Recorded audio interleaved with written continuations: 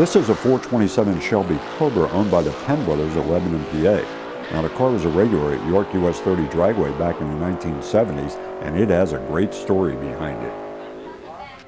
Parked under this photograph is the very same 427 Shelby Cobra that we saw racing back in the 1970s at York US 30. Now, it was put up on blocks back in 1976 and has remained that way ever since. The Penn brothers still own the car, and they unveiled it for our Beyond Video cameras in July of 2008. Oh, what a time warp. And now, let's meet its owners, Jack and Joe Penn. Well, we are sitting here with Joe. I'm going to say Joe on our left and Jack on our right. This is the Penn brothers. And of course, we've come to their very special garage at places unknown. We're not going to say where we are here at this point, because in this garage is a very special treasure that we now see has been uncovered for our video eyes tonight. And it looks like one of those Shelby Cobra cars that were made back in 1967. And I guess our senior member of the team is going to speak first, and I'm going to ask Joe perhaps if he could tell us a little bit about how you guys came to acquire this car. Joe? Well, I had seen one when I was in the service, but it was a 289 car. I liked it. It was a nice looking car, very potent and fast. It was nice. So I started reading about them and things, and we got out of the service, decided maybe I'll look around for one. Jack, as we swing over to you now, let's talk about how you become involved in this deal. Okay, the whole deal was, he gets out of the service, he gets the car, I'm in the service. Not good. So I knew about the car, and when I got out of the service, which was 68, I came home in, I think it was August. Yeah. So we got together, of course, and we decided we'd like to race the car. So we get things going and getting the car ready to race, and finally in 69 we built the car to run AA sports. Well, in NHRA's ways, they did away with sports car class. Oh boy. So we decided, well, now what are we going to do? So we decided, well, we'll go bracket racing. So when we decided to go partners in the car, we decided, well, I'm going to put my name on the title also. So this is how my name got on the title of the car. I see. So the title is in both your names now. Correct. At this point. Correct. Yes. Now, when I look at the wheels on the car, they look like they are the original magnesium wheels. Is that what they are? Or are they?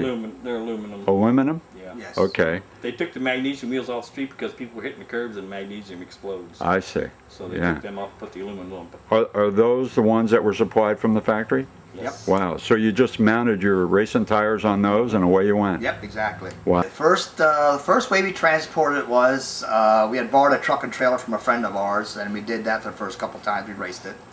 Then later on, I had bought a trailer, and I had, it was a utility trailer. It was like a guy holding a backhoe or something on it. Yeah. Took it all apart, and right here in the garage, we chopped it all up and made a nice car carrier out of it. And I had a 60 Pontiac station wagon at the time, and that's what we hauled the car with. Wow. So it worked out good. A station wagon, an open trailer, and a Cobra. Does that look cool coming down the road? It was a Pontiac Safari wagon. Oh, no. Hey, it had air. Did it really? You were living high, man. Going high in the hog there. When I look at the odometer on this car, I see that it only has 5,200 and some miles on it. Is that an accurate reading? Is that a quarter of a mile at a time, or what's it? Yeah, basically it is. We had what, about almost 3,000 miles on the street. You street drove. They did? I drove. I drove it for about 2 years. Yeah. I mean, I didn't drive it much, but I did drive it, and it was okay. It was not a street car. We see your Pennsylvania inspection sticker on the car. It runs through the 1969 year. So, like you say, 2 years then on the street, and then full-time drag car. Oh yeah. On the trailer, the ramp truck, and we're going to the races. And did you leave the speedometer and odometer hooked up on it while you were racing? Oh yeah. So all that time? Yes. Your quarter miles have all added up over the years. Yes, exactly. Wow, you guys have made some passes. And the car pretty good. Well, you know, our Beyond Video film vault recently came into possession of some very rare footage at York US 30 drag strip, and sure enough, there's a red Cobra in there, and it is definitely the Penn brothers car. Well, that's good. Glad to hear it. Glad to see that stuff, because Yeah, you know, if you look back at a lot of the, you talk to a lot of the people from back in the '60s and early '70s. The thing they're crying for and that they want the most is, do you have a picture of my car when I was racing it? exactly. Nobody has pictures because no video cameras, Right. no phone cameras, no nothing, no technology like you have today. And I think the technology is great. We just didn't have it. Well, you know, we're fortunate. Part of what we have is from the Superstock Magazine National. And sure enough, in that footage is a red ramp truck and a red Cobra, and it looks like the Penn brothers are participating in that race, huh? Yeah, I think you're Yeah, right. that is true, and I think that was one of the first years that they let the bracket cars run too. Yeah.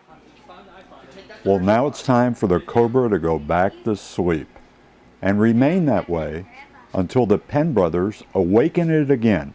And who knows, perhaps they will put it on a transporter and head off to the drag races.